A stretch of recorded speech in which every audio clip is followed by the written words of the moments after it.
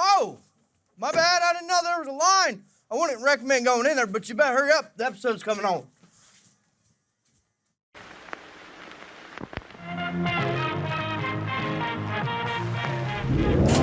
They're coming to get you, Barbara. This time on Graveyard Carz, the A100 Little Dead Wagon makes its way through the shop after Mark signs off on the metalwork. Will preps, primes, and paints. But what color will he paint it? What color? Same color the whole car is going, black. Despite the rush for SEMA, progress in the shop continues with Mark's 1970 Charger as the team installs a new floor pan. Mark tests Will's knowledge and his patience. He says this pan's ready to go into my 1970 Dodge Charger 440 automatic. Absolutely. 27 blue, white top, white I said track, absolutely, 6 like right when we started. All right. Finally, new and essential parts arrive for the A100 build. But before they can be installed, Mark must decide what color the Little Dead Wagon will be wearing to SEMA. We could fancy it up down here just because. No, I want a solid black. In Springfield, Oregon, Mark Warman, together with his skilled ghouls, It has been established that the unburied dead are coming back to life. bring classic Mopar muscle cars back from the dead to look like they did the moment they left the factory floor. Because of the obvious threat, this station will remain on the air day and night. Okay, Doug and I are heading to the shop right now. Right, Rooster? Uh-huh. Gonna have a good week this week? Yes, we are. What's gonna get done? I don't know. The Dodge A100 is in the paint shop with your buddy Will, and they're getting ready to do the primer on it. Because as soon as that's done, they're gonna bake it, and then we can start blocking it, and we can get it painted. Bake it? That's good. Yeah, bake it, sure. Maybe he could broil it. He could broil it. Oh, that's going to be great. That's gonna be great. It's going to be nice. It'll be the best. Ray Barton is supposed to have our engine here this week. 923 horsepower on 93 octane fuel. That's exciting. That's pretty cool. So Yeah. if that shows up, we can start working on getting it prepared to go into the vehicle, along with what are we going to have to go along with that 1,000 horsepower engine, 923 rounding up. a good rear end. That's already Oh. ready to go in. Yeah. The transmission. Oh. Monster transmission is just finishing the gearbox, and it's going to be here this week. Oh, that's going to be pretty. So because we had it all polished out. Oh, So well, you were there. Doug, you like shiny. It's going to be shiny. I know you like that. It's going to be nice.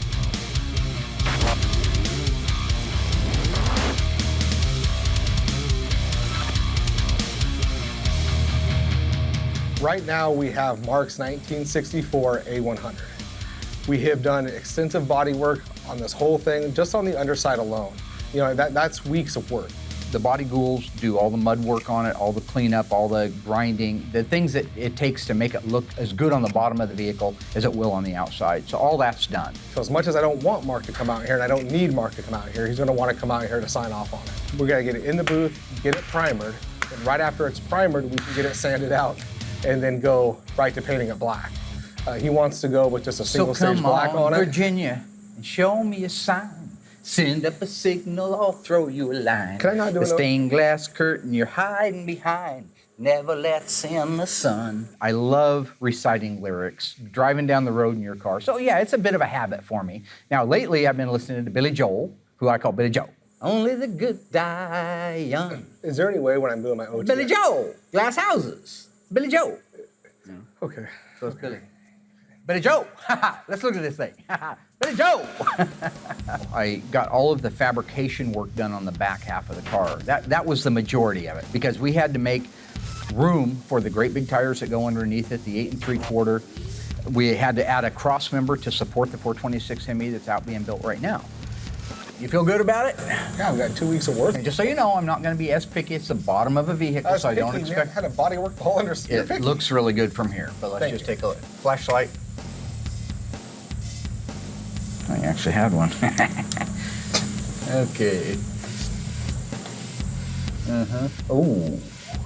Okay, back down in there, if we could put a little bit of panel bond, there's a little bit of deterioration. No big deal, can't see it, it's already been blasted, rust is inhibited, if you will, but we do need some down in that area there. So all of that metal work is done. We even added some gussets, some cobweb type gussets, so it has a cool look to it. Look at these, look at these gussets. These are beautiful. My own little idea there. I won't need that from out here, I don't think. Go ahead, hold on to that. I don't think, I mean, how much longer are you signing off on stuff? Look at that. Yeah, I know, I did it. Those are so cool. Yeah. I built Dragula. I call it Dragula. It's Dragula. No, you didn't build it, you started to, then tapped No, out. I built the complete thing, and then I had to sell it so I could fund my show, which you happen to be riding along on the coattails of for free, so you should show some respect. I do. The whole motivation behind this vehicle is I grew up in an era where there was just cool stuff that they don't have today. I'm a big George Barris fan. All of you guys out there that have ever watched Batman, the original series, he built the Batmobile. The Munsters, he built Grandpa Munster's Dragula and the Munster coach. And I mean, the list is long. You'd have to spend some time. He's an amazing artist. In that era and in that spirit, a guy named Bill Maverick built out this Dodge A100. So he put a Hemi in the back of it, put fuel injection, Hillborn fuel injection on his, and he did wheel stands up and down the quarter mile with it, and it was called the Little Red Wagon, Bill Maverick's Little Red Wagon. So this is going to be Mark Warman's Little Dead Wagon. We're going to just play off of it. It's a total homage to him. Anyway, I put gussets on it, these cobweb George gussets. did. I bought them, Yes. and I told him where to put them. Yes, you did do that, yes. Right at this point, you have no work into the car. I have no work into it, so who fabricated the entire thing? George. No, George did what I told him to do. I was in here doing a lot of the work myself.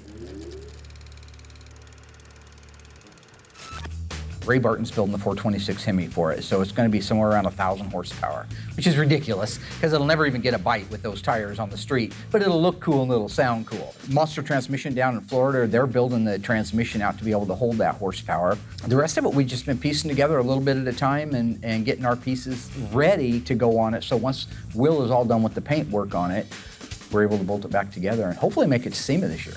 Okay, so you like this, the abrupt feel right there? It's not abrupt.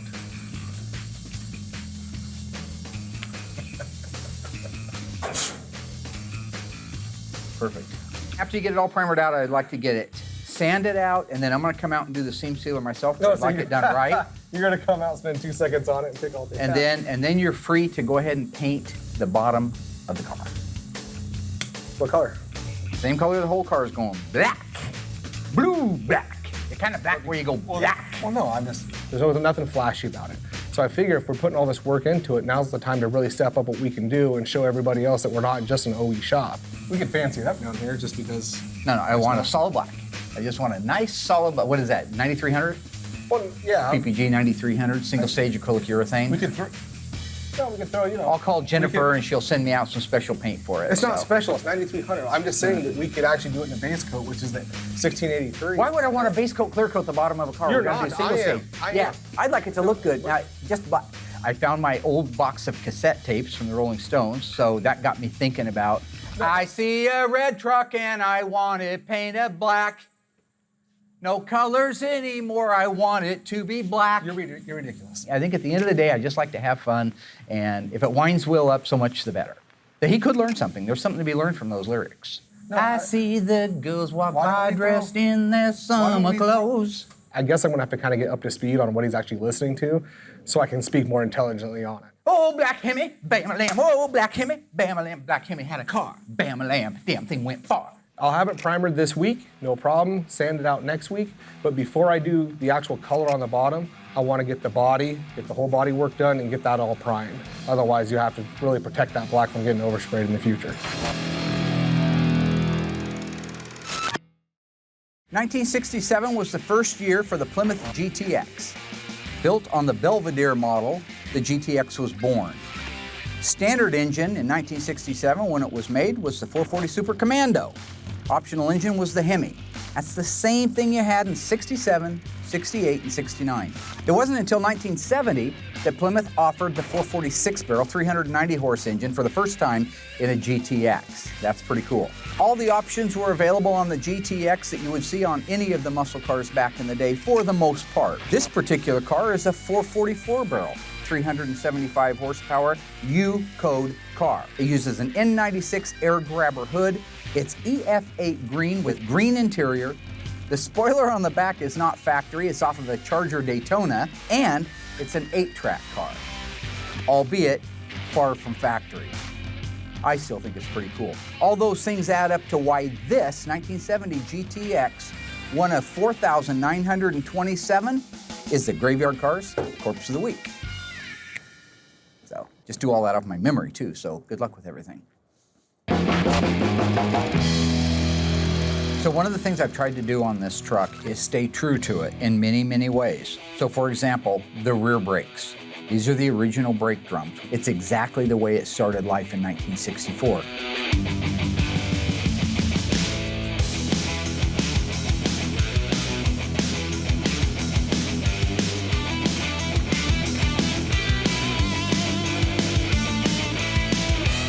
Doug has been doing a phenomenal job on everything. He's thorough, he takes his time. So the work that he's doing right now is the best we've ever had turn out of here. Done one time, and one time right.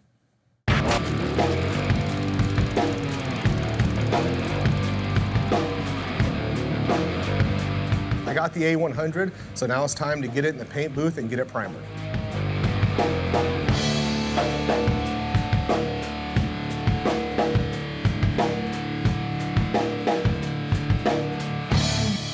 Primer work looks pretty good, couple little things to fix, nothing major, but at this point we're ready to block it out and get it ready for pre-paint.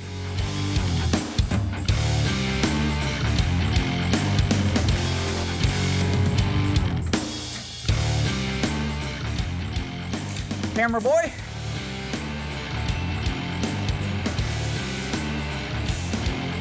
Mary. Hey, Alice. So the 1970 Charger RT, I bought that car as a used car, and I had a client call up and he was very interested in the car. It's pretty amazing when you look at that it's a B7 blue. It's a 70, so that's a good one. It's a real RT. Numbers engine, numbers transmission, fender tag, white interior, white top, air conditioning, AM 8-track, 6-way seat. It's just a really neat car. It's the kind of car that is collector value, what I call a blue chip investment car. So this gentleman did want us to build the car for him, and we made the deal, but subsequently he had reached out to me not long ago and said he was having some health issues. He wasn't sure he'd want to be able to ride out the full time of our agreement. So I just wrote him a check back for what he had invested in it, and so technically it's my car right now. Cindy! Chanel! Will? Yeah. Must not have been able to hear very well in there. I can hear pretty well. Yeah. My understanding from our friend Bam Bam Rubble, that's one of our body men, Bam Bam. He says this pan's ready to go into my 1970 Dodge Charger 440 automatic. Absolutely. B7 blue, white top, white interior, AMA. I said track, 6-way absolutely, seat. like right when you started. All right. What I don't see here right off the bat is weld-through primer. Can you explain that to me? Well, it only has to go in the front and the back. Yes, yes it does. Now see, he's learned that. But I don't see it on the front of the back. Right, before he actually puts it on, I want you to sign off on where we're at right now. Because the primer might hide something. Right. Okay. Can we flip it over and make sure that there's weld-through primer on the back side? Well, there probably isn't. If it's not on the front, there's probably none on the back. I want to make sure there's weld-through primer there. So If I told you it's not here now, it's not on the underside. why wouldn't it be? It'll when that thing goes there, So you're it'll be saying all it's ready. not back here? I doubt it. And you're really smart. Well, wait, you said you signed off on all this. Why are you guessing? Yeah, it's back there. Yeah, we can flip it over. Oh, you want to go that way, lefty? Okay. All righty. Let's just now we gotta look at there now. Yes, you're right. You're partially right. There is some weld-through primer here. I don't see anywhere we're going to be. What do I want to say? It will. Welding through. We need weld-through primer. It on will be everything. there. It will be Okay. there. All right. It'll be there. What's the center measurement on the I didn't measure holes? it.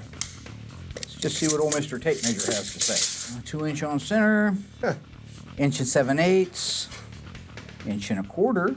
Decided, oh no, that's 2 1/4, sorry. 2 1/4 inch on center. We may flip it back over. You notice he spot welded this into place like he's supposed to? Help me out, I don't see so good. What is that thing for? Emergency brake. Okay, holder. Oh, it's the guide for the emergency Yeah. brake? Well, what in the whiskers are these? That's where the seats bolt in. Oh, we're doing those kind of seats where they bolt on the side of the tunnel? Yeah. Well, then what are these holes for? The braces go across here. No, these are actually where Oh, the those are the seat seats, goes. yeah. These are the seat belts. That's what I said. And this little critter up here? What would you do with that little rascal? Could it be for a speedometer guide? Let's flip it back over. I want perfect. So I'll be able to work with them on that, sign it off, and they can start welding that thing up. Okay. Everything looks like it's ready to go. Oh, he did do some here, it looks like. Yeah, there is some weld through on there, but this needs weld through on there. Okay. So why don't you tell me something? Center console 3-piece brackets. These are my original ones that came out of the car. How do you know those are located in the proper place, that they got transferred correctly? And how do you know that they are straight up and down to the rest of the car? Because we've already put the console on it. That's it. You did? I did. You mocked the console on there? Yep. Oh, well. By all means, can I see that? Where'd you put it? It was sitting right over here. yeah. Thanks, Addy. Here comes Bam See? Bam. There you go.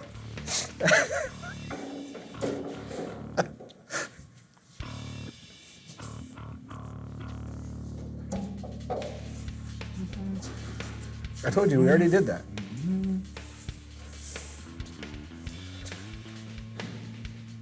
It's really, really close. They may end up having to shim underneath this one like a 16th. It won't matter once the carpet's on it. It actually looks pretty darn straight. So everything is welded in place. All the transfers have been made. The holes, the provisions for the plug welds are in place.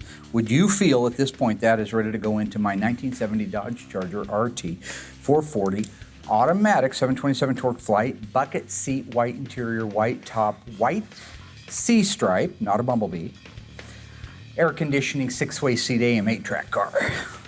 When we started this, I already told you it was ready to go in. Yeah, I know, but I've So why already do you noticed need a to hear couple it of again? problems with it. You didn't so. notice any problem.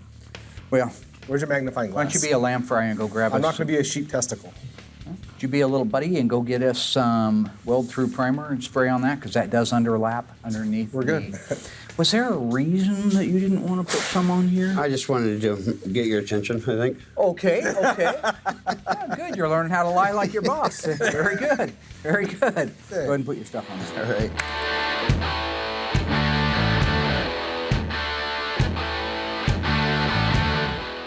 I believe we are ready. You want to give him a hand putting that in? Yeah. And I will entertain the masses. All right, ghouls, on the 1970 Plymouth GTX. Introduced in 1967 and left in 1971. Although there was a 72 model available on the Roadrunner, the standalone one was 1971. That was its last year. What of those years was the very first year you could get the 446 barrel engine? Was it 1969, 1970, 1971? If you think you know the answer, stay tuned after the break. I'll let you know how you did. Should have done pretty good since it was a Corpse of the Week car earlier, which would just mean that you either weren't paying attention or you tuned in late. Either way, it's the wrong answer. See you after the break.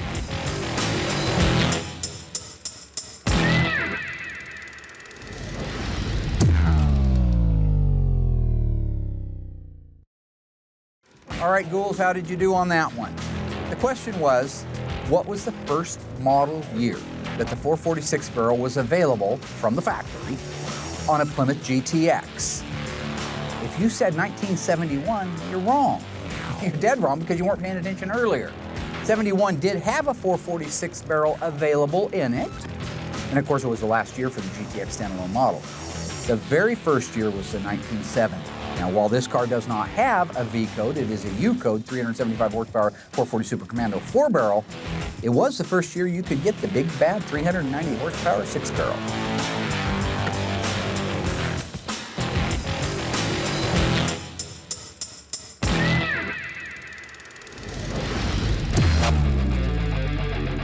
So one of the things we're going to do on the A100 is the truck is going red, which they're working on right now. Then we're going to put stainless on the inside of the bed, around the wheel tubs, and we're going to line the insides of the bed panel. And then on the floor, we're going to put oak wood, which we got from our friends at Yogi's? Yogi's. I'm kind of like Yogi, and you're like Boo Boo. So right, here we go. Our little friend Yogi. If you want to open that, the ends of that. So this is going to be our hardware. Poor cousin Dougie. When Dougie was about 19 years old, a friend of his bought a brand new Suzuki RM370. It's a fast bike. Now, Doug, when he was a kid, he took off across the field one day on that RM 370 and hit a little berm. He flew 20 or 30 feet in the air, came straight down and did a pile drive with his head into the ground and then just flopped over. He got up. The motorcycle was running. The motorcycle was still running. Am I right about that? Yes. Motorcycle was that's still correct. running. As soon as he picked it up, the motorcycle died, right? Yes. So he had to push it home. I need a pair of pliers. He got home. Well, go get him. Okay, thank you. You're welcome. I'll finish this story my way. I mean, truthfully. Yeah. Just hold that thought. Okay, I won't tell him the rest of the story. So as soon as he takes off, pushes the motorcycle back home, he gets home and he's sick to his stomach. And he starts throwing up. In case you're wondering, that's called a concussion. Doug decides, man, I don't feel good, I better take a nap. That's exactly what not to do when you have a concussion. So he went to sleep, woke up the next day, and he's never been the same. So you say whatever you want, but something wrong. Hold that thought. Oh, hey, Doug. Hi, Mark. I got some pliers. Good, I told the rest of the story. They'll come in really handy. Oh, look at that. Beautiful, beautiful. Oh, that's nice. Cannot wait to put that on. Wow, it's all polished. That's gonna be beautiful. Uh-huh. You guys see that? It'd be beautiful. It's like a truck bed Awesome. floor, huh? Well, I didn't get to hear the story. I had to go look for Oh, tools. it's just what happened is when you knocked yourself out on that motorcycle and you went home and you started feeling sick, so instead of going to the doctor and staying awake, which is what they say to do in the event of a concussion, you went ahead and took a nap all night, right? I was tired. Didn't feel good. You slept all night, right? Uh-huh. Uh-huh. Sure. How'd you feel the next day? Great. Different? Yeah. Who knows what you would have been if you hadn't been in that accident? You could have solved cancer. Motocross racer. Or a motocross racer, yeah. Yeah. I mean, they're the same thing. Guy that solves cancer and a motocross racer, yeah.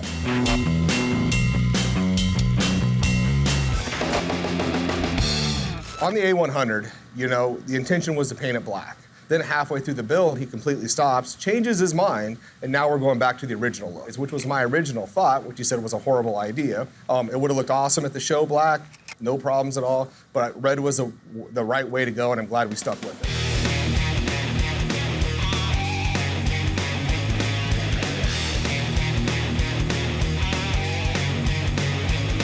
So I have about 3/4 of the A100 painted, the cab, a bedside.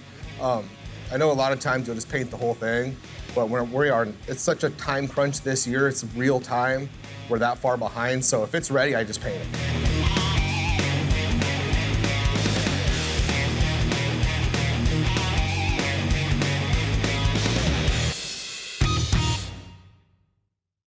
It's the summer of 71, you're doing good. You got a good paying job, you got your steady girlfriend, life is great. You're looking for a car to go cruising with your buddies. You have the choice between a 1969 Plymouth GTX with a 426 Hemi, a 4-speed, and a 410 Dana rear axle, or a 1969 and a half Roadrunner, 446 barrel 4-speed fiberglass lift-off hood. F6 green is the original color. Which one would you pick?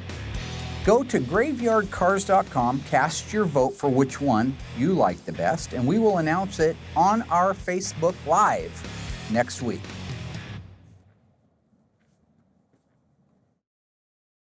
So far, Mark signed off on the A100's metalwork. Will primed the little dead wagon and began the paint. Cousin Dougie built out the rear brakes. And Mark and Dougie unboxed some critical pieces for the A100. Still to come, the Ghouls install the new floor pan in Mark's 70 Charger. Will blocks, paints, and clears the little dead wagon before moving it into assembly. Finally, the most critical piece to the A100 build is unboxed. Well, we don't usually mess around with the hypo stuff, but that's crazy. The custom-built Ray Barton Racing 426 Hemi.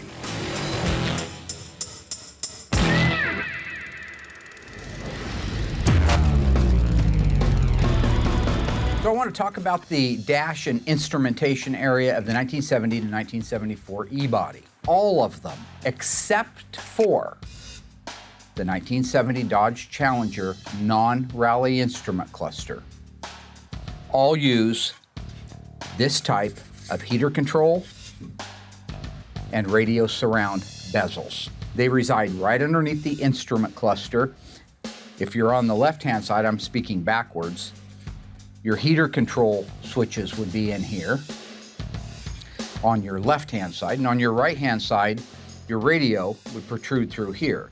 If you have an AM 8-track, which is available only in 70, this drop-down is the provision for that lower part of the deck to come protruding through, and this hole right here is what accommodates the selector to go from track to track. Take a look at these two units. The one above has the correct texture on it. It's in nice shape, it's shiny, it looks the way it's supposed to. The one on the bottom, while it's not broken, is missing all of its texture. If you look carefully here, you can see me flaking it off. That texture comes off over time and it begins to look like this one right here.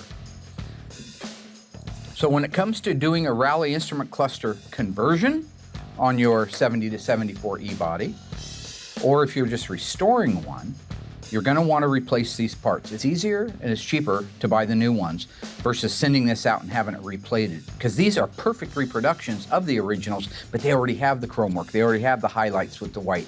They're new plastic, not old brittle plastic that's prone to break.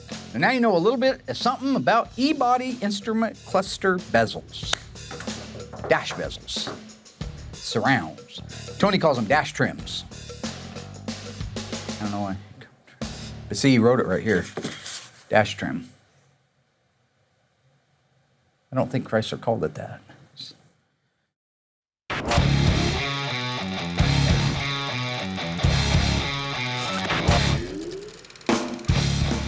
Right now, I'm really far behind on the A100, so any parts and pieces that I can get together, since Doug doesn't have a lot going on, and I give them all to him so he can start the sandblasting process.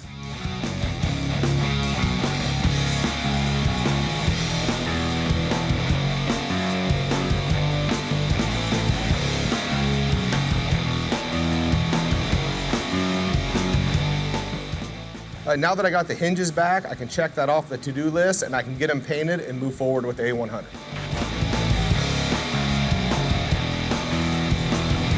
We built this A100 in real time. It's been a lot of late nights. It's been every day of the week for the past few months.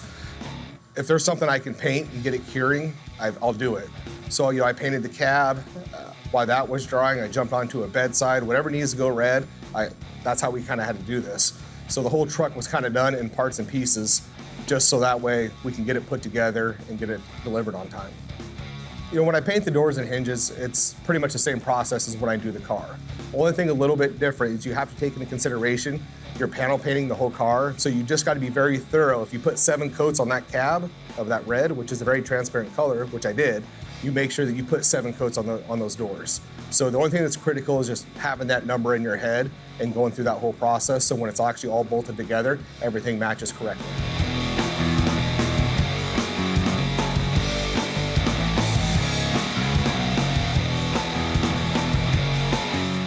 I got the inside of the bed completely painted black. Came out great, just like we were hoping. Now that that's done, I can jump over and wrap up the paint work on the last bedside.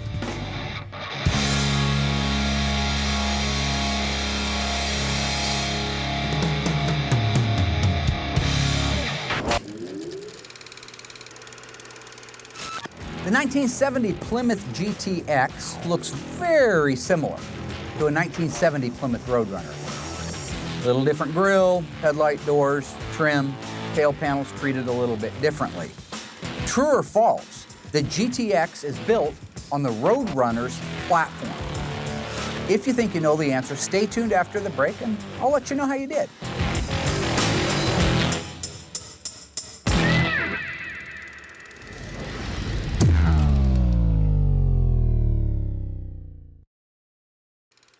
All right, my ghouls, how did you do on that one? Gonna learn a little bit about the 70B bodies.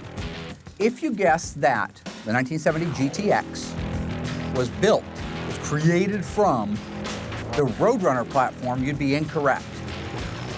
It was built on the original base model Plymouth Belvedere. Would have had the first 2 digits of the VIN number as RL. Then you move into the RM cars, second digit being an M, guaranteed you had a Roadrunner. If you went to an RS, you had the GTX. That's what the Gentleman's Muscle Car's first 2 digits of the VIN was. And just additionally, if you were to have a sports satellite in 1970, it would be an RP for the premium price class. So, class is adjourned.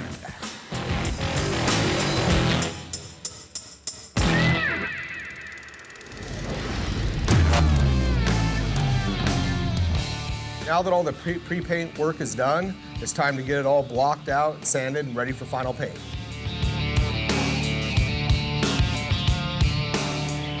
Now that the truck's all blocked out, it's time to roll it in the booth and get the final paint work done.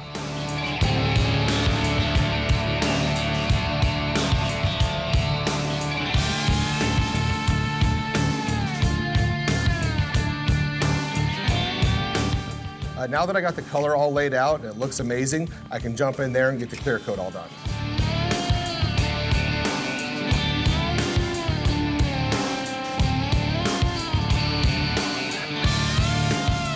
I'm gonna let that cure for a little bit. Once that's done, I'm gonna start the cut and buff process and then get it over here for assembly. Will, I have a question for you. Just getting ready to put this in. And you did really good on the tutorial earlier. This big old ugly thing here, what do they call that thing? It's a torsion bar cross member. Torsion bar cross member, that's right. If you know the answer, just shoot it right out I just there. did. Okay. But you get mad when people My finish your cousin Vinny. sentence. Remember? That was from my cousin Vinny when he was You get talking about mad the at Doug, dirt on don't the you? screen. And he said, and what do we call these little things with leaves all over them? Bushes? Yeah. What is this right here? It's a rail. What? It's your frame rail. It's frame rail. Is it a right or a left frame rail? Go ahead. Right. Yeah, very good, very good. And then what do they call this little critter over here in the corner? That little fella. I don't know what that What do we piece is call him? called. Okay, we call him a baffle. Yeah, right-hand toe baffle. So that's okay. wasn't- So this is the torsion bar crossmember. The torsion bars actually go through here, all the way up to the front and intersect with the lower control arm. And then the bar twists like this. That's what makes the front suspension on a Mopar. Doesn't use a coilover shock at the front. A lot of times, this is rotted completely out. Half the cars out back, they're rotted completely out. This one is super nice. So you see that it's got black stuff down in there. That's an epoxy that we put over the bare metal to keep it from rusting. And the gray is a weld-through primer we were talking about, because we're going to bring that panel in that's got holes in it. We're going to set it down here, and then we're going to fill those holes with weld. So you can't get in between there once that panel's down and treat that weld. You can't protect it. So this stuff will burn away, and then it'll shrink back over the weld. That's the point of it. These are the seat reinforcement brackets. We reused the originals, although we did get a set. We always do, in case you need them. These were in really nice shape, so we're going to reuse them. This panel is referred to as the inner rocker panel. So it's the opposite version of the one you see on the outside of the car. This is the inner one.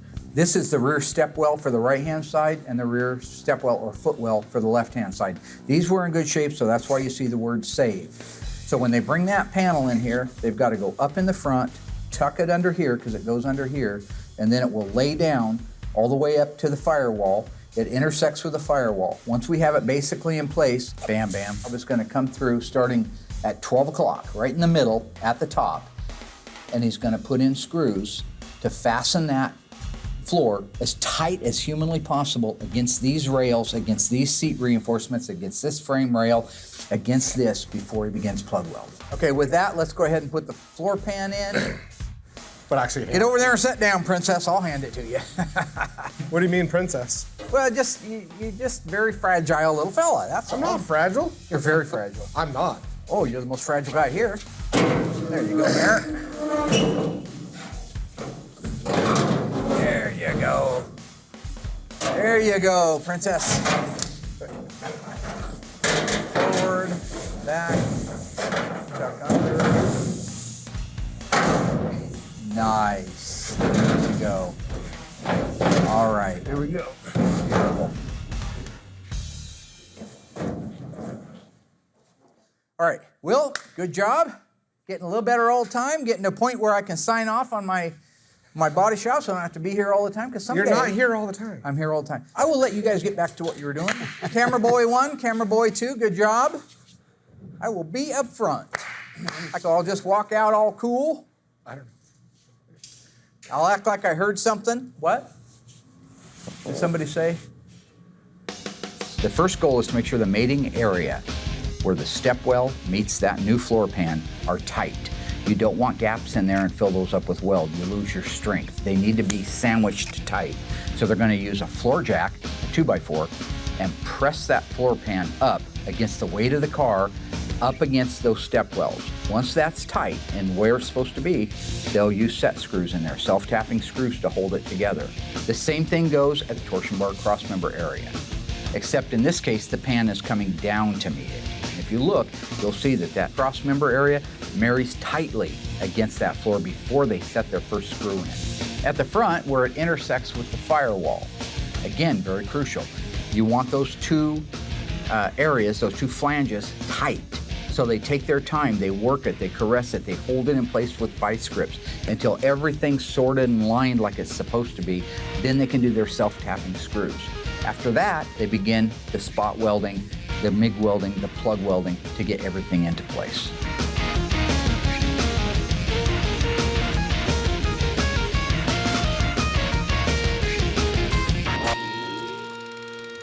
Now that they have the floor pan installed in my Charger, Will can get the A100 over to the assembly shop.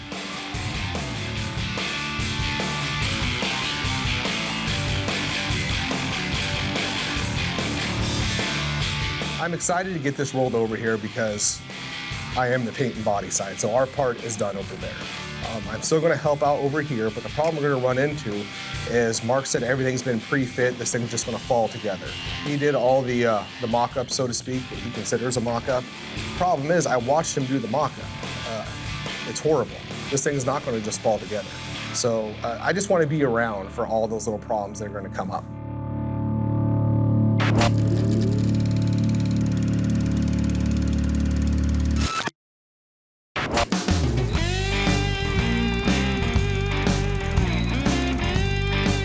So I am standing here with the crack shot team of my best friend Dougie and Will.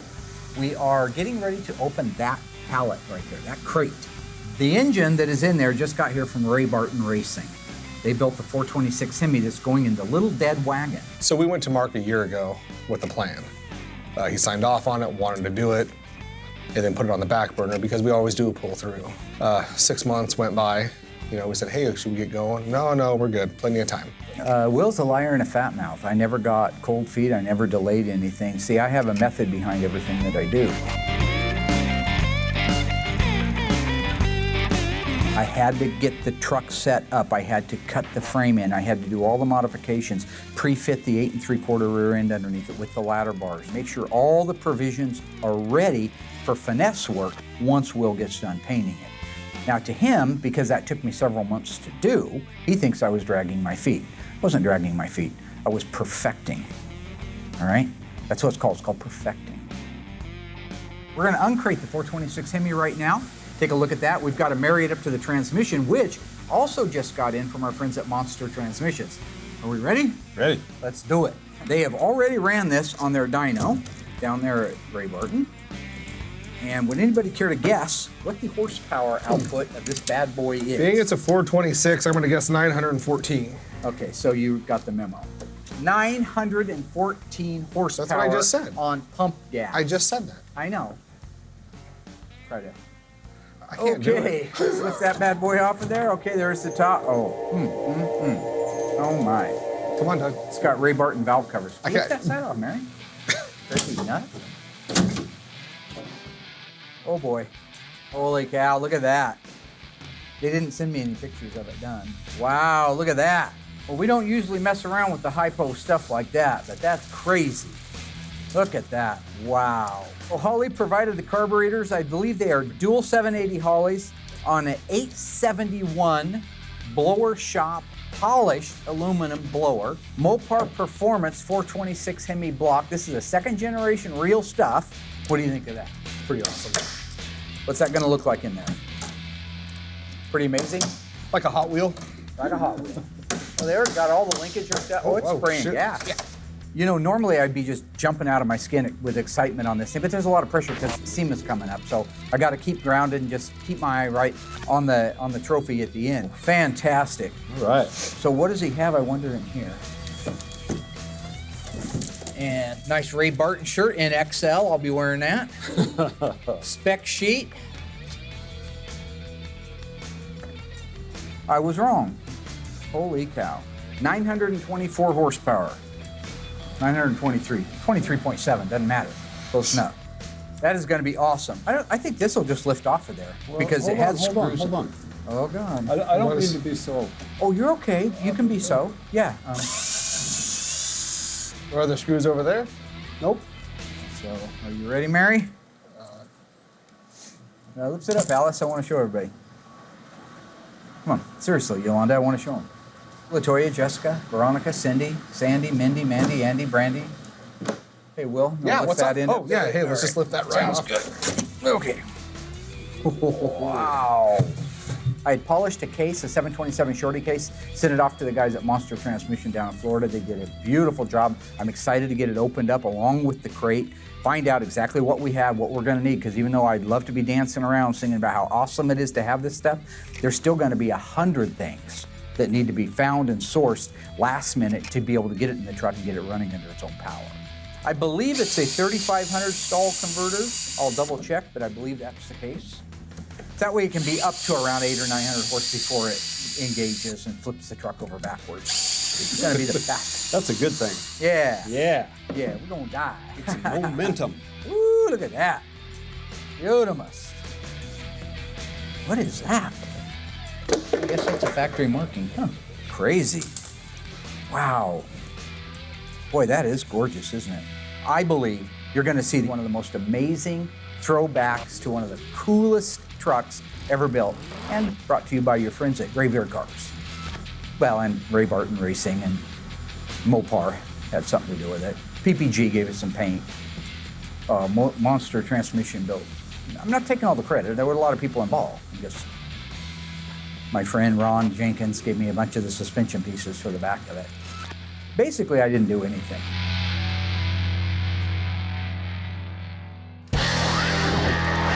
All right, Rooster, how'd we do, buddy? We did good. We did good. What did we get done? What we get done is we told everybody what we got done. We're gonna pop a wheelie. We're gonna pop a Well, we're wheelie. not gonna pop a wheelie yet. Yeah, no. We got the primer work done on the A100, and we got it painted. Will did? My good friend Will's Will? our painter. He's our painter. Yeah, that's your good friend Will. Oh, good. He's Now, the best. What? Yeah. Did you notice the all the little cobweb designs I welded in there? Pretty cool. You thought I was crazy back in the day? Yeah. Taking my time, getting those little things welded in. Little details like that. Little details like that looks Wow. pretty cool. We literally have just a couple of weeks before SEMA. You get that, Ooh.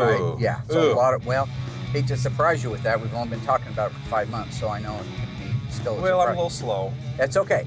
What do you think of the Ray Barton Hemi? I love it.